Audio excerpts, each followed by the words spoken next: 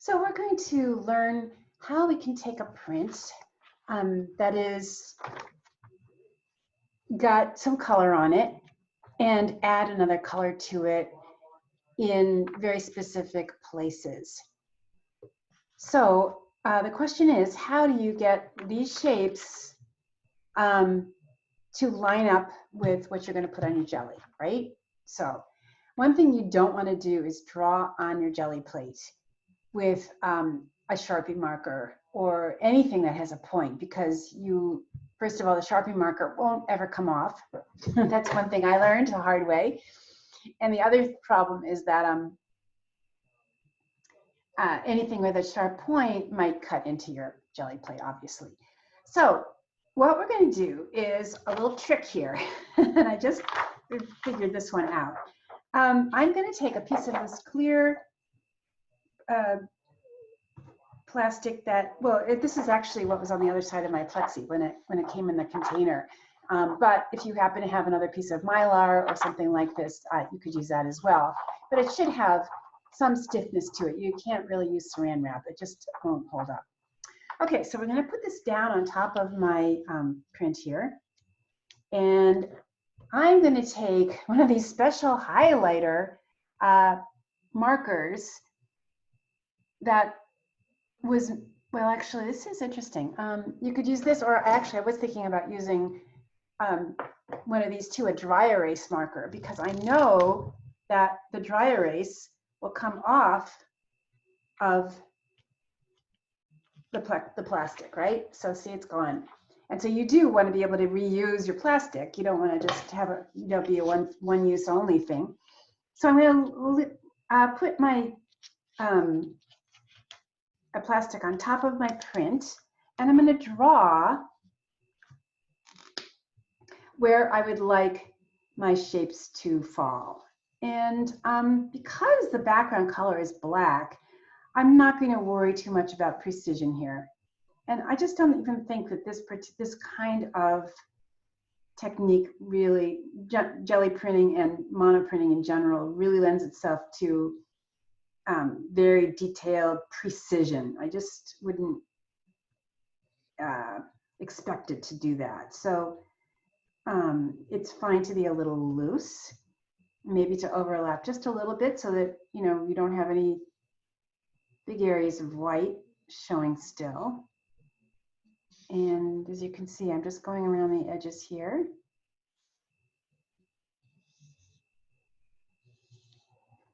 So this is if I want, well, I guess you could do different colors. Yeah, so this is, I might do that. I might paint different colors in these different shape areas.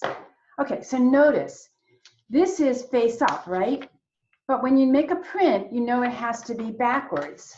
That's why we have to use a piece of plastic, because if I did this directly onto the surface, it would not come out on the print the right way.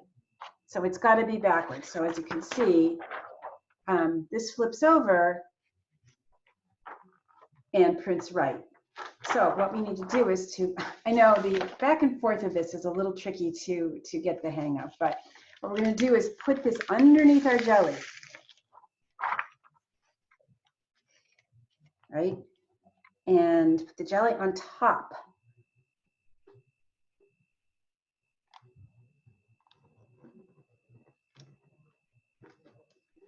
There you go. Okay. And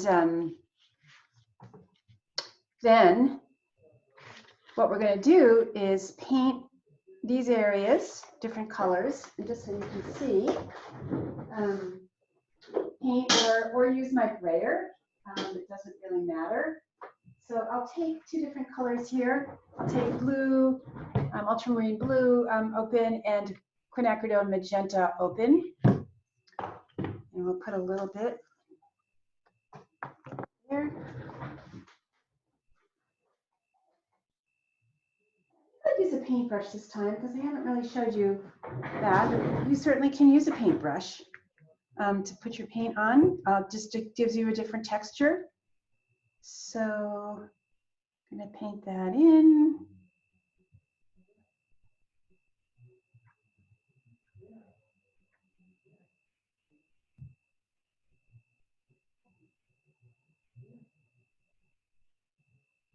And as I said, because the background is black, if you overshoot a little, it's not a big deal because it won't really show.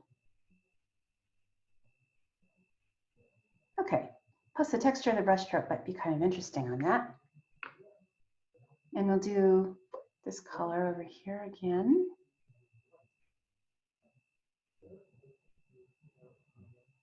And then we'll take a little bit of blue.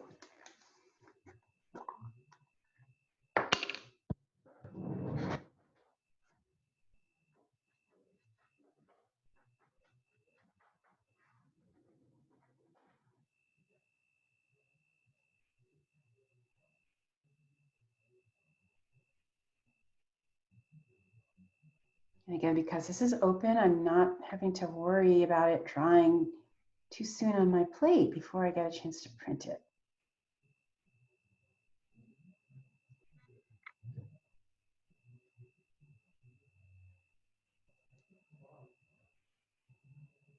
Okay, so here we go. We're going to go print and see if we end up where we hoped we would be. There we go.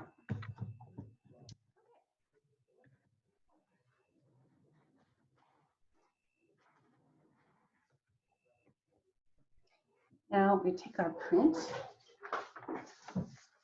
and we're going to flip it over and hope for the best here. Hope to line it up with the jelly. We'll see how he did.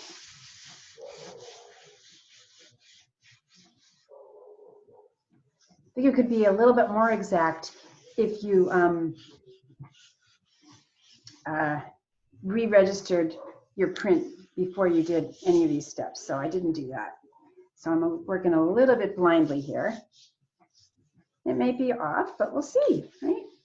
We'll pick this up and we'll take a little peek. Here we go. Oh, a little bit off.